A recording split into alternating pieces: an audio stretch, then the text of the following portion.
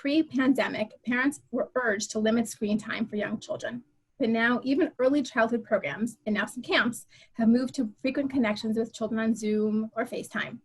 Have the guidelines regarding screen time changed? As we head into the summer months, and how can I keep my kids busy and out of trouble when I'm trying to do my work or get other household tasks done? Thank you, Courtney, and thank you to the Federation and my fellow panelists. All four of us worked together over the years on many occasions, so it's good to be back together again. And we're thrilled that, over 100 people have joined us this evening. Thank you for your time and interest. So we're going to talk about screen time. We're going to talk about the difficulty of working at home with young children. And I really want to start off by giving a nod to Adina for the very important advice, which I totally support, of recognizing we're in a tough spot here. This is a very serious pandemic that we're in. Everyone knows that. We haven't had something like this in the world for over 100 years. And if we feel some stress, I think it's natural to feel that. And I totally support sharing that with your family, certainly with each other as parents. And even, with young children, you can talk about what's going on. I think that helps quite a bit. I think the whole nature of screen time has undergone a tremendous revolution. So even in our practice, we instituted screen visits or televisits some time ago, but there was not much interest in them until the pandemic hit. And now a breach has been created in the world, and people are getting used to visiting their doctor on screen. People are now used to going to school on screen, as you mentioned, Courtney.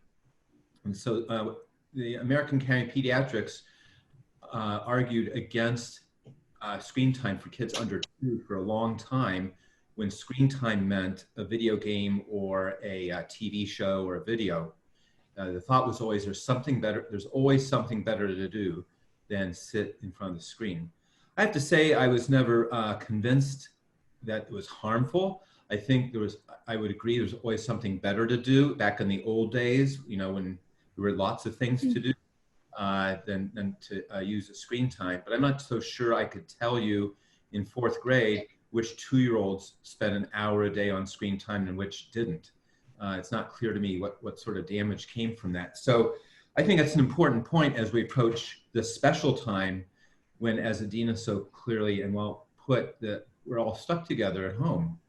And certainly using the screen to access other people, to access learning, to access stimulating content, I think is a good thing, and we encourage it. There's definitely a much bigger role for screen time than there was when we had the whole world to be in. At the same time, a warning should be continue not to park your 2-year-old in front of a screen for 8 hours at a time. And that brings us to our second question. What do you do with the child who's running into your workspace constantly? I think we've all been on Zoom conferences, even with very important people, and seen dogs and kids run in the middle of the conference. And that's charming for all the participants. We don't mind, but the person who's trying to present often feels badly about it. So I really think that it's worth giving some thought to getting help to help you with your child. I think it's a little unreasonable for someone to find some way to juggle a 1, a 2, or 3-year-old for 8 hours in an uninterrupted fashion and get some work done. So if it's possible for you and your spouse to balance who's on, who's off at work, on screen or whatever, so that someone's watching the kids, helping with the kids. I also want to say that I like the idea of counting contacts. So if you're in a house where no one's going to work and you're isolated from the world pretty well, then you're not having a lot of viral transmission within your home. If there's another home next to you that's also isolated, so there's no viral transmission in that home, then having those 2 households connect with each other doesn't increase the number of contacts that you or your children are exposed to. So if there is a babysitter who comes from a home that's truly isolated and they come to your home, that's not increasing the amount of virus you're exposed to. That's a very viable solution for helping get you through a workday. Or friends and relatives who are isolated. The difficulty comes if you have a nanny or a babysitter or a grandparent or a cousin who comes from a household that's not isolated, and one of the people in the house goes to a crowded factory or a crowded workplace, and they're bringing in a lot of vital contact, then that's something I think we would avoid. But the point here is really that you want to find some way to get some help. And I want to continue that theme that we really are in a very difficult situation here. So moments like this, we can gather together and share thoughts together, extremely valuable. None of us have lived through anything like this before, and it makes sense to put our heads together, admit that we have some challenges ahead, and share some ideas. So thank you for the opportunity. Thank you, Dr. Lavin. That was very helpful, especially for those working parents like myself at home trying to juggle everything. Appreciate that. And on your advanced pediatric website, your real answers have been very helpful and guided us as a family too. So thank you for that. The next question is for Joan. Joan, how do we balance expectations and flexibility? We want to maintain structure for our kids' stability and our own sanity, but desperate times call for desperate measures. Do we throw out structure at this point? What do we do? Okay, thank you, Courtney. And actually, I want to also thank the Federation and thank all of my fellow panelists, as well as all of the participants. So it takes a village to raise a child. It takes more than a village to navigate a pandemic. And we're all in this together. So going back to your question, Courtney, you actually asked 3 questions within the question, and I'm going to break those into 3 specific responses or answers. So the first is, how do we balance expectations and flexibility at the same time? So let's talk about what expectations are. They really are predetermined ideas about something that's going to occur in the future. I think we're all experiencing expectations that we may have had 3.5 months ago that are not coming to fruition this summer because of the COVID-19. So instead of getting kind of stuck in expectations, it might be more helpful about thinking about how might we be able to maintain a positive or open mindset. So how might we be open to embracing this not so new normal that we find ourselves in this summer, with the understanding and appreciation that maybe there will be hidden pleasures, that there may be things as we are open and curious that will find kind of delight us, surprises, treasures that await.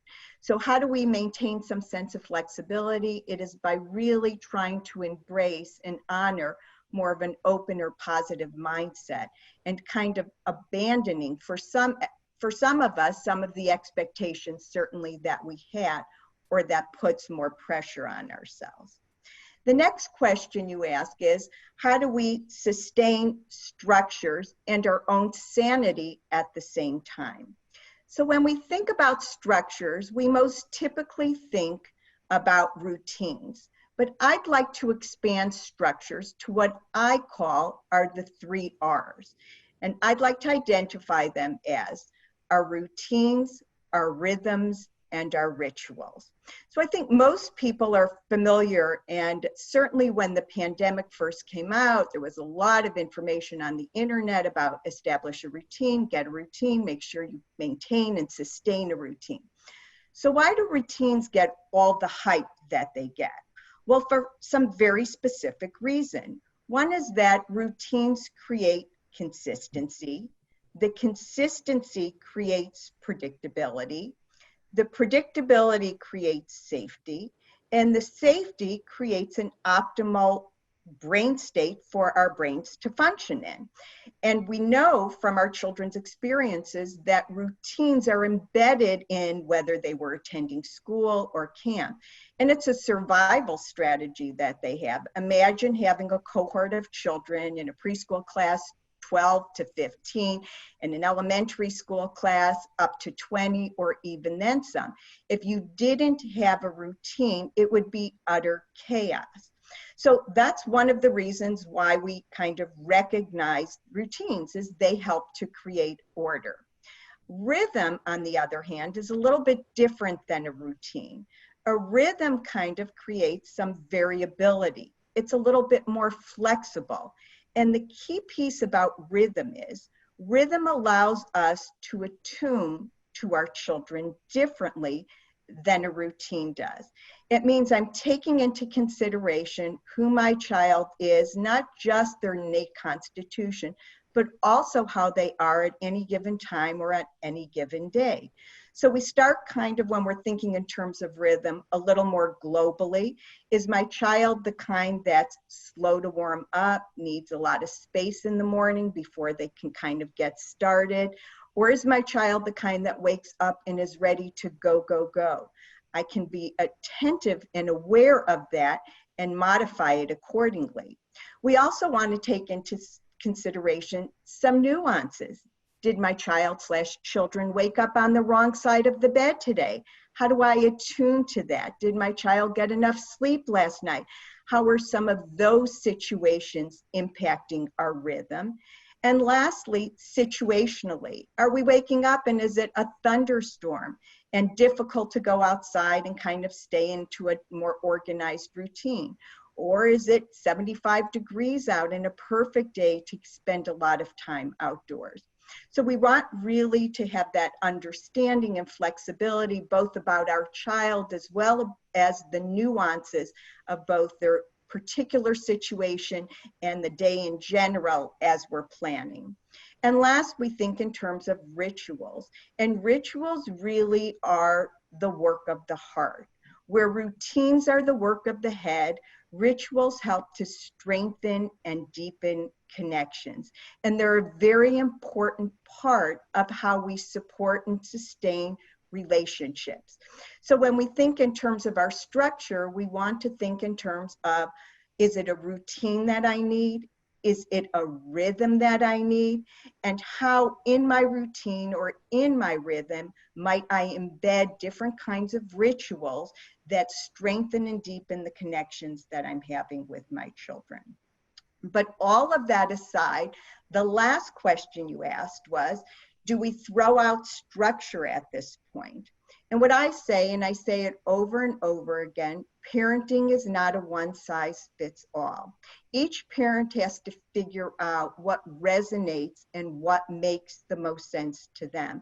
Some parents, a routine will be very, very important. Other parents will be able to do more of that attunement and develop a comfortable rhythm with their child.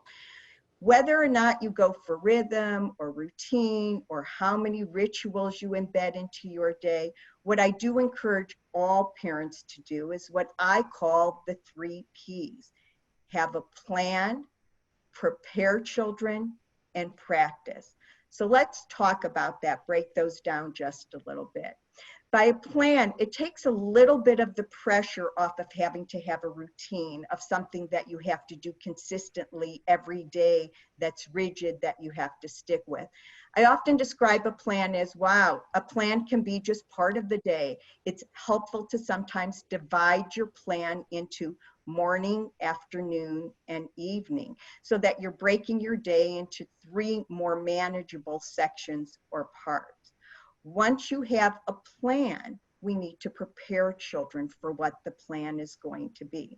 Now, sometimes what happens is, as adults, we're incredibly clear about what our plan is. In our heads, we've rehearsed this over and over again, but not necessarily communicated it effectively to our children.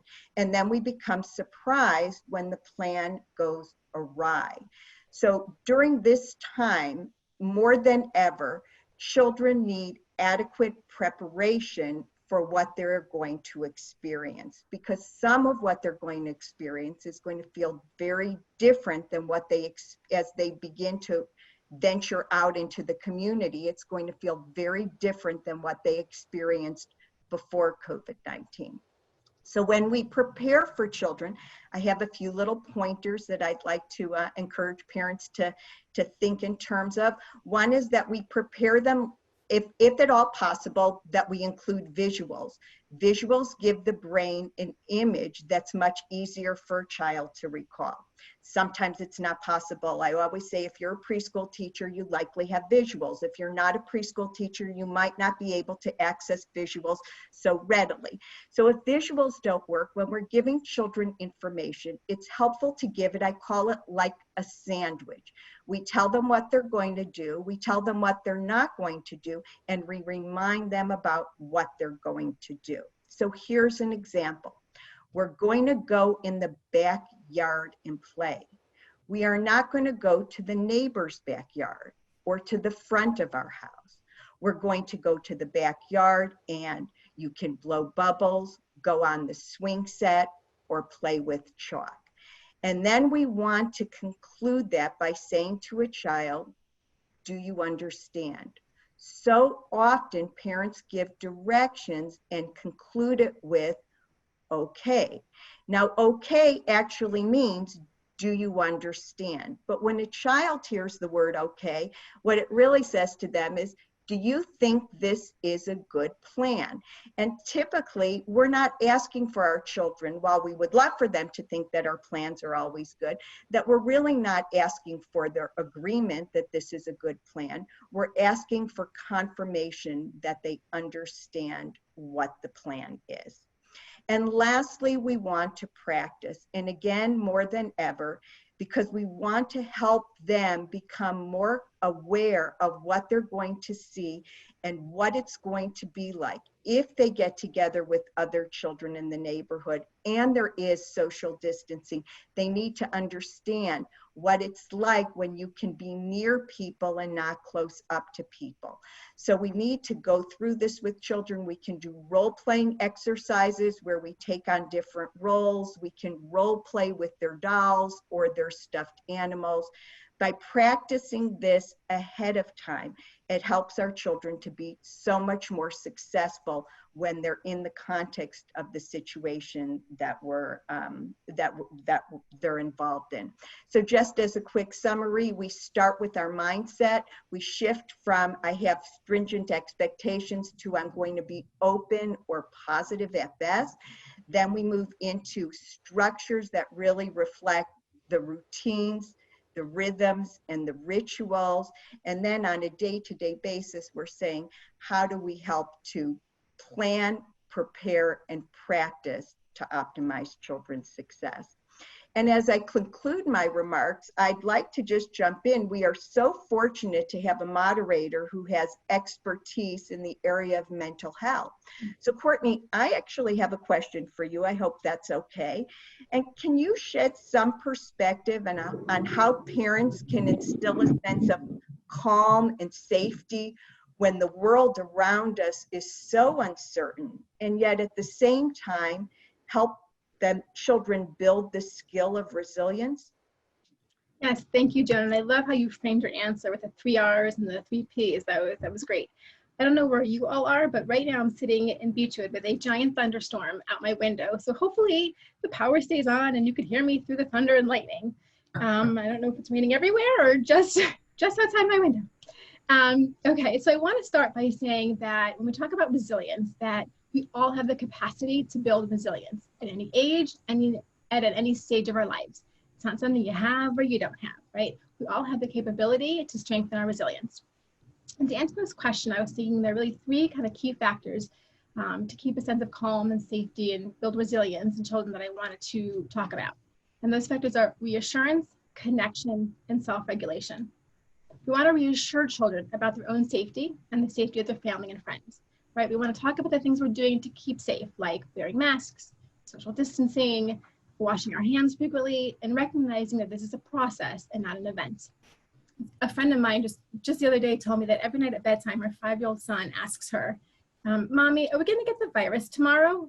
And every night as she tucks him in, she tells him all the things they're doing as a family to keep themselves safe.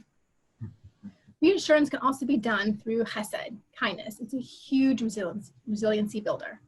Chesed focuses on hope and positive thoughts. It's something we can do as a family, and it sends the message that we are helping people, and then it's okay to ask for help, and it's also okay to receive help. It can be small things. It could be bringing the newspaper from the end of the driveway to the front porch, maybe for an elderly neighbor, donating food, donating clothes. It doesn't have to be big. One thing I'd like to think about is chesed, kindness, is a superpower that we all have. Let's talk about connection. Humans are hardwired for connection. And children with close ties to family, friends, and school are more likely to have a solid sense of safety and security. In the context of a loving, supportive relationship with a caring adult, children have the opportunity to develop really important coping skills.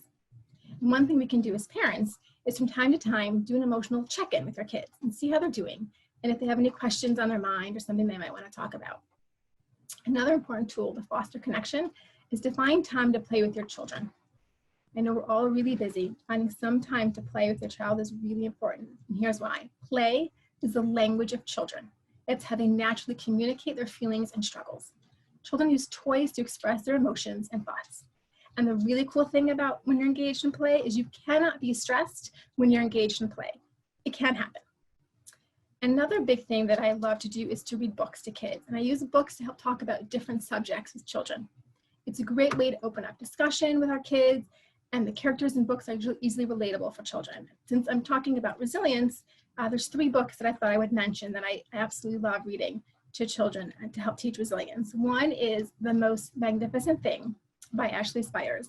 And it's a cute little book where this little girl is trying to build a robot, and she keeps failing and failing and tries again until finally she gets it. The next book, Thank You, Mr. Fokker by Patricia Polacco. This is a fantastic book if you have, especially an elementary age child who maybe is even struggling in school with reading or academically. It's about a little girl who at first can't read, but then with the help of teachers learns to read. It's a beautiful book. I literally cry every time I read it. There's a twist at the end, which I will not ruin for you. For the preschool and kindergarten age, there's a great book called A Perfectly Messed Up Story by Patrick McDonnell. And again, it's about a kid whose day does not go as planned. So those are 3 kind of good resources that I like to use, and you can get them from the library, although I know it's difficult to get things from the library these days, but they're pretty easy books to find. The third important factor that I want to talk about is self-regulation. Self-regulation is how we manage difficult emotions, thoughts, and behaviors. Our children might be behaving in ways that they never have before, and maybe more in extreme ways right now. And that's expected, and it's normal during this very abnormal, unprecedented time. So I want you to sort of understand that. And the mindfulness, nature walks, deep breathing are all activities to do to help teach self-regulation and create a sense of calmness. So instead of worrying about what happened in the past or what might happen in the future, mindfulness teaches us to focus and attend to the present moment. It also actually helps change the brain in a way that supports a healthy response to stress, which is kind of cool too. Lots of research coming out about that. A great mindfulness activity that I like to do with kids, and you can do this yourself even with your kids, is find a place, sit comfortably and quietly with your eyes closed, and tell your kids to use their spidey senses, right? To notice the different sounds and smells around them. Do they hear a dog barking? Maybe a clock ticking, maybe an airplane flying overhead. You might be sitting outside, maybe you smell flowers, or you're inside dinner cooking, or cookies baking, or maybe they just smell their own stinky feet. Whatever it is, this exercise allows us to have more body awareness, which helps in regulating our emotions. A great deep breathing exercise that I like to also use for kids is to have them take their hands, spread their fingers out like this, so you can see, and then take the index finger of the other hand and you trace your fingers. And as you're tracing your fingers, you're inhaling and you're exhaling. So when you're going up your finger, you're inhaling with your nose, down your finger, you're exhaling. So up your finger, inhaling, down your finger, you're exhaling. And you do that through all 5 fingers, and I would recommend doing it a few different times. For little ones, maybe this is too much eye-hand coordination, simply blowing bubbles is a great and a fun way to take deep breaths. And just think about when you see a 2-year-old blowing bubbles, or like, it really gets down to that deep belly breath. And anytime we acknowledge and validate big feelings that the kids are having, it also teaches self-regulation skills. So these 3 factors, reassurance, connection, and self-regulation, are really all ways that we can maintain a sense of calm and safety while building resiliency skills. So I want to now actually turn it back over to the panelists and conclude by asking a question for all the panelists to answer. And we'll go in the same order that we asked the first questions. So here's the question. Now that the economy is opening up and people are more out and about, the pandemic is more visible to our children. We're seeing everyone wearing, hopefully everybody wearing masks. How do we frame the pandemic to our children? What do we share or not share? What are good resources to use for young children? So Adina, we'll start with you. Okay, so I think I want to talk about having the kids see people with masks. And I think we really need to give a positive spin on seeing people with masks, because I think if we're not scared and we give a positive spin on it, I think then our children will just take our cues. And I think we could say things like, look at everybody. Everybody is working so hard to keep each other healthy, and everybody's wearing masks so that, because we care so much about each other and our community cares so much and wants to make sure that everybody is healthy. So I think that's one way that we can spin it. And also just showing the kids the mask and having them feel it and having them try it on, and to see that it's really not that scary. And I also like, you could also tell that a person is smiling by their eyes, even though they're wearing a mask, and to point that out to them as well. So I think that's one idea on how we can frame it to our children. Okay, thank you, Adina. Dr. Lavin, how would you answer that question? How do we frame the pandemic for our children? Thank you. Well, I'll start backwards in terms of resources. I'll just say up front, the American Academy of Pediatrics has a wonderful website, healthychild.org, and I think it's the most visited website in the country for parental advice. They have an enormous number of pages on COVID at various ages, from early childhood through adolescence. That's a great resource. In terms of the issue of the pandemic, I think it's very important for people to know this reopening is not actually a public health moment. It is a decision made by the nation to do so. The virus is going about its ways, as we know, independent of our choices. So, so I guess my main point is for the parents to keep in mind the pandemic is not over. We're not reopening because the pandemic ended. As Adina noted so well, the urgency of preventing getting infected is with us right now. I think 20 states are still experiencing increases and surges in infection. So we clearly now know this is not a seasonal virus. We're about 10 days away from the beginning of summer, and it's not fading at all in the world. In fact, not just 20 states, but many parts of the world are experiencing surges. So the message I want to give to parents is still be careful. We were careful in April and May because we were afraid to get infected. We should still be concerned about getting infected now. And I just love the concept that Adina shared about a positive message that we can help each other stay well. We did help each other stay well in April and May. We can do so again in June and July, and probably for many more months to come. But I think young children love to get the idea that they're doing something with their parents that's meaningful. And especially for young children who are a little older, 2 or 3 or even 4 years old, they can get into the idea of wearing a mask or keeping distant from people, or knowing that they can't go visit people as a way to chip in and help. So keeping in mind, we're still in the pandemic and we still want to be safe, and including our children and keeping us safe, I think are good approaches. Thank you. Great, thank you, Dr. Lavin. Joan, question goes to you now. So I guess there's some benefit in going last, because then I get to reference both Adina and Dr. Lavin. So I'm going to start with Adina, and I think too, as children begin to venture outside of their homes, that they absolutely, one of the most apparent changes for children is going to be seeing so many people in masks. And I'm assuming that some children actually are already beginning to notice that. And to that extent, I actually created a book that was done as a PDF so that it could get transmitted very easily from computer to computer and passed along. It is called The Task of the Mask.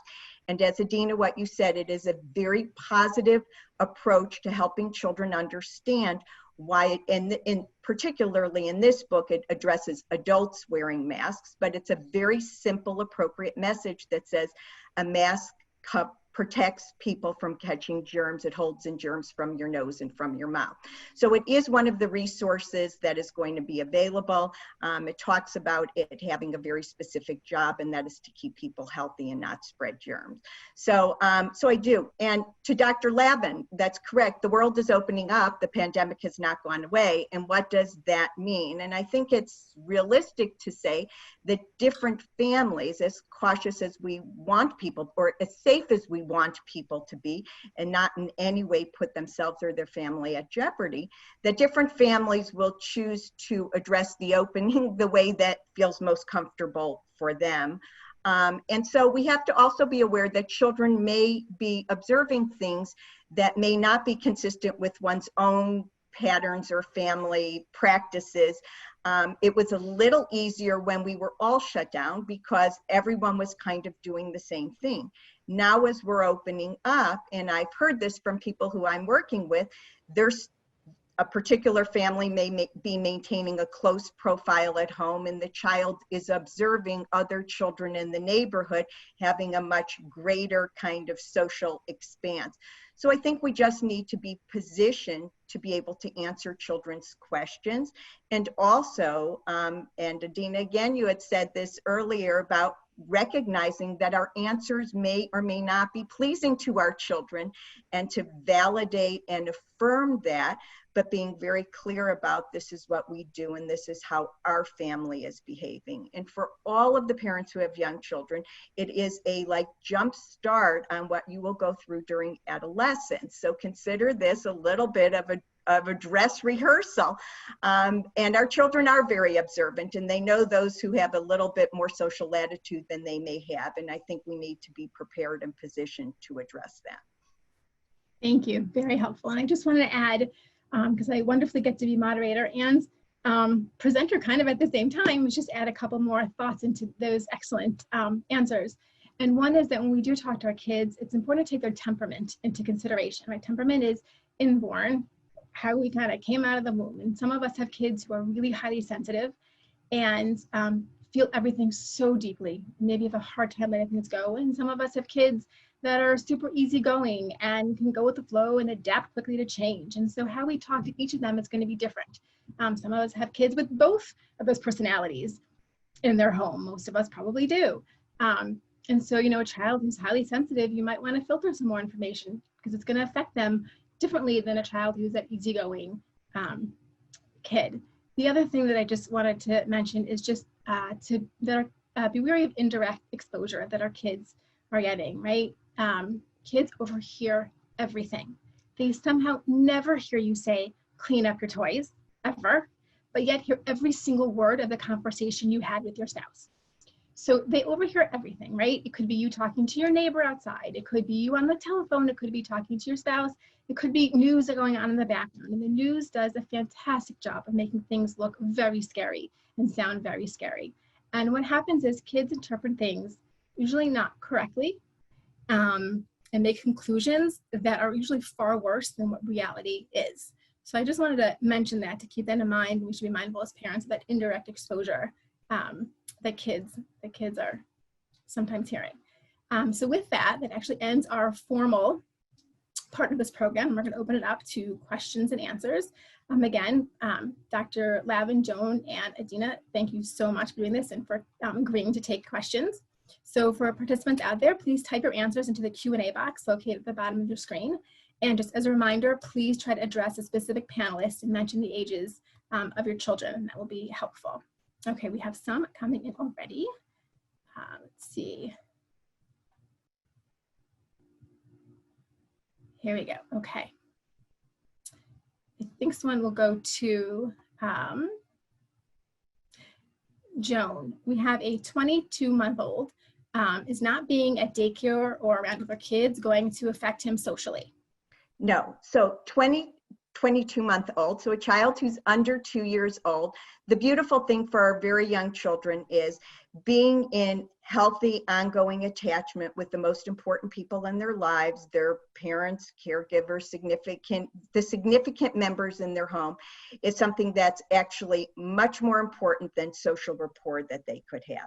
So this is nothing to fear about. In fact, in many ways, it is a beautiful gift that you give to your child, to be in such close contact and for really to strengthen and deepen the attachment system that's so critically important for their overall health and well-being.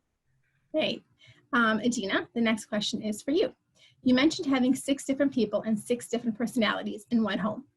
Can you give advice to a parent who is home alone, their spouse is at work, with multiple kids who have very different personalities and needs?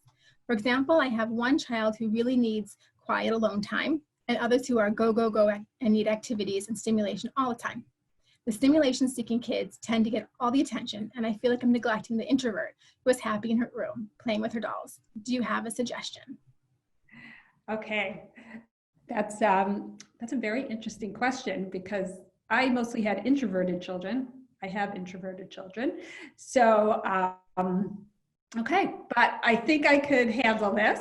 So first of all, the introverted child doesn't need that much time with you. Do make sure, what we always did in our house was we staggered bedtime so that everybody had 10 minutes of private time with their, with either me or my husband. So make sure that you at least give 10 minutes of time to that introverted child. And I like that also that she's in her room, like you give her the space that she needs so that she's not always having to go, go, go. So I think that that is extremely valuable. So I think you're doing a great job with what you have already. I would just make sure to give her that 10 minutes of time of attention. That probably will go a long way for her. Thank you. Okay, Dr. Lavin, the next question is for you. Should we see grandpa and grandma? If so, how safely? And note that both parents do go to work. So they are out of the home. So both parents go to work. Both parents go to work. So I think that what they were trying to say is that they're not at home. They're out in their workplaces. What I'm guessing would be some exposure. Is it safe to see grandma and grandpa? So I think, when we think about the scary days of April when we were all locked up and everyone was fine going through a few weeks, or at least accepted the idea of being completely isolated in their home, choices were a lot easier. There is a social pressure now to go visit grandparents and to go see friends and to do play dates and to go back to things.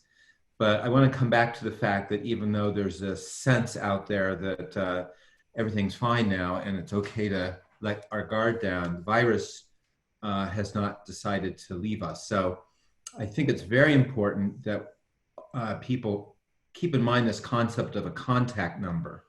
So if you have an extreme situation where there's like one person living in the middle of a desert in a home alone, a shack alone for a year, that person's not going to catch any viruses. He's not going to transmit any viruses. His contact number is 0. No one's coming in his house. He's not going to anyone's house. There's no transmission of anything. Now, a household where, as I said before in an earlier answer, where you're isolated, like an April house where no one was coming in and out, somehow or another, you got your groceries, let's say, without contacting anyone. That's sort of a contact 0 situation also. But now we have a situation in the question where the household's not isolated. Both parents are going to work.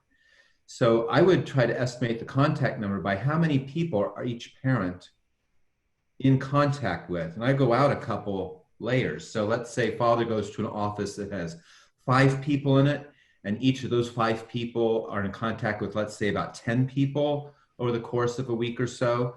So that father's bringing home 50 people's viruses every day. And the mother, let's say, is in an office with 20 people, and each of them have, let's say, 10 contacts. That's a contact number of 200. So that's a lot of contact. I'd say if you are in a totally isolated house and a parent goes to an office where it's just one other person who comes from an isolated house, you might say they're bringing 5 people into their home. But if you're getting into several hundred people, you have to think about the grandparents, most grandparents are over 50 years old. And as you get older, the danger that comes to the virus goes up dramatically. So I would be very cautious right now if both parents are working, opening up. And let me be clear here. I'd be very careful about spending time indoors within 6 feet without a mask with the grandparents. I think that the data is very convincing that if you're more than 6 feet apart with masks on, visiting works. However, you can't guarantee you're going to keep 6 feet apart if you have young children running around. And keep in mind, if mom and dad bring home about 250 contacts, the kids have 250 contacts to share with the grandparents. And even though the working parents may be able to keep their 6 feet apart, the grandchildren won't be able to. It's not a reasonable expectation. So if the children are too young to keep their distance, I wouldn't even go over outdoors. You can have get-togethers through windows, closed windows, that sort of thing, as we used to do in April. But my advice on this example, as any other situation, would be to use that contact count. It doesn't have to be exact, just a general sense. Are you bringing a lot of people's transmitted germs along with you, or maybe just 2 or 3? If it's 2 or 3, you have a lot less risk to worry about. Thank you. Okay, Joan, I'm going to throw this one back to you.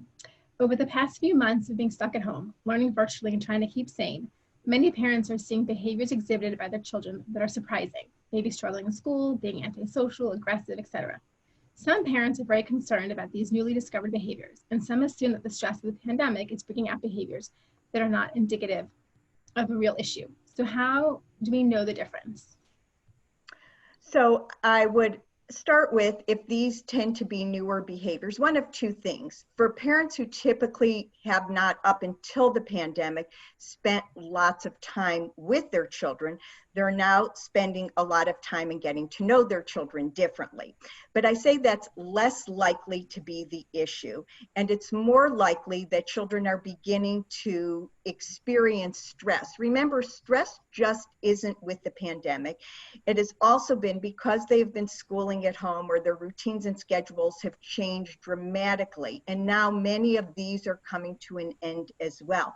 That they're experiencing a transition that we don't always give a language to, that when prior to COVID-19, we had all sorts of meaningful rituals that marked different transitions that children were experiencing.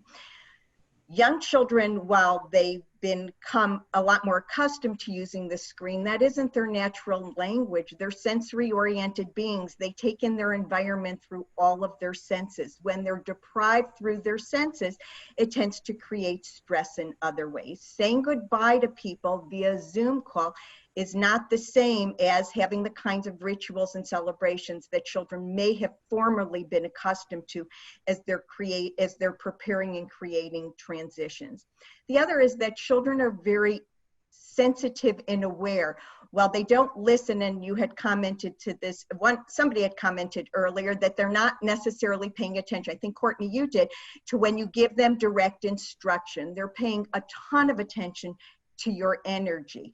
And some of it might be as well that they sense that we're embarking upon a transition, just as we kind of wrapped our arms around that. Yes, school is going to be, done virtually until the end of the school year. Now we're thrust into what kind of transition does this leave us for the summer? And they pick up a lot on that energy. So some is, if it's new behavior, it's likely to be likely the changes either because of COVID-19 or the transitions that they're experiencing, both the closure and the anticipation of summer, may be things that they're getting triggered by. Thank you. Adina, this one's for you. I have 3 kids, 7 and 4, and are doing Zoom classes for my oldest 2. It was very difficult this year. My oldest, who has ADHD, especially struggled and really regressed with his learning. As we enter the prospect of the coming year being partially on Zoom, what tips can I try to make it a more successful year? Both my husband and I work full time, and we don't have the option of additional care at home. Boy, so that is really rough. I think a lot of people have had to make some really difficult decisions, like difficult financial decisions, because it is really tough. I don't know how. I mean, I was able to stay home with my children when they were young, and so I don't know how parents are doing it. It seems untenable to me. So I think some hard decisions need to be made. Then in terms, I mean, I would really, I hope that school opens up again in the fall, but they're saying they're not 100% sure if they're able to do that. But again, I would really spend this summer trying to figure out maybe some ways where they can learn some different ideas of what they can do besides Zoom. Like, what are their strengths? And, you know, it doesn't always have to be formal learning. I think that the summer really is a great opportunity for us to try different things, you know, get outside. Hopefully the metro parks are open. And I think children with ADHD just do so well in a natural environment with movement. So I would spend the summer doing a little bit of research on maybe some different ways where that child can learn. So I hope that's helpful. Thank you, Adina. Dr. Lavin, Hi, Courtney. this one is for you. If a parent has had Kawasaki disease as a child, is our child now more at risk for COVID? And do we treat our household as high risk? Well, the MISC, or the multi-system inflammatory syndrome in childhood, is Kawasaki-like, but it's not Kawasaki disease.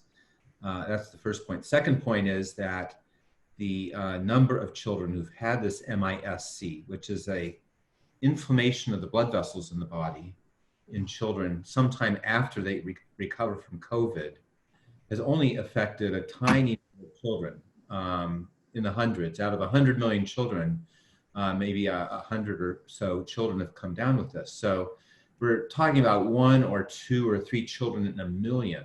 We have absolutely no data about the chance of a child coming down with that in different settings, like how old the parents are, whether parents have had Kawasaki syndrome. As far as we know, Kawasaki syndrome itself is not directly related. It has certain features in common with MISC, but it doesn't appear to be the same thing. So the honest answer is we don't know. A curious question that's come up around MISC is whether this idea of you get a virus and then sometime after you get the virus, your blood vessels get inflamed. This is clearly the case with COVID and MISC. It might be an explanation for Kawasaki syndrome one day. We actually don't know what causes Kawasaki syndrome. And so the MISC experience may actually tell us more about Kawasaki syndrome than Kawasaki syndrome tells about MISC. But for the folks who are listening to this broadcast, I want to say 2 things on the MISC very briefly. The first is the unfortunate thing, the tragic thing about the appearance of this malady. As Dr. Fauci said, that coronavirus is more complex than HIV was when it came out. HIV was plenty complex. And he said that because all these new syndromes keep popping up.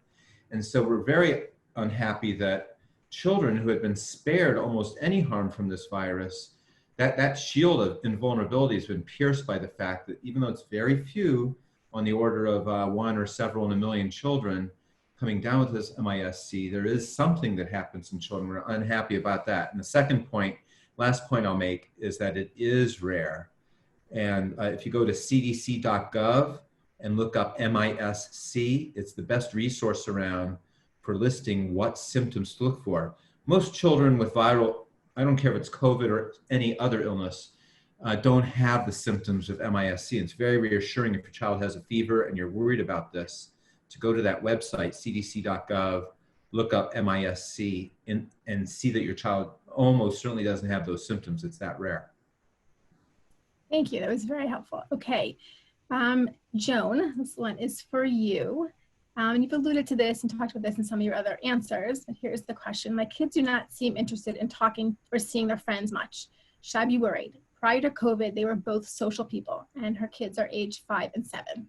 So, I mean, I wouldn't worry about it. There are things that parents can do to actually keep children connected. And I said it's very helpful for children to do acts of service. And I know, Courtney, you had mentioned this in your remarks as well, for as a way of sustaining and maintaining meaningful engagement. So if they don't seem to be missing their friends, it isn't something that I would get completely concerned about, but I think it is helpful to engage children in kind of in ways that they can remain connected. And one way is by making cards, making jewelry, putting them in the mail, sending messages, creating more sense of reciprocity in channels that we typically don't engage children, like mail and creating things for other people, dropping packages off for people, just as a way. I'm guessing it's more likely a case of out of sight, out of mind.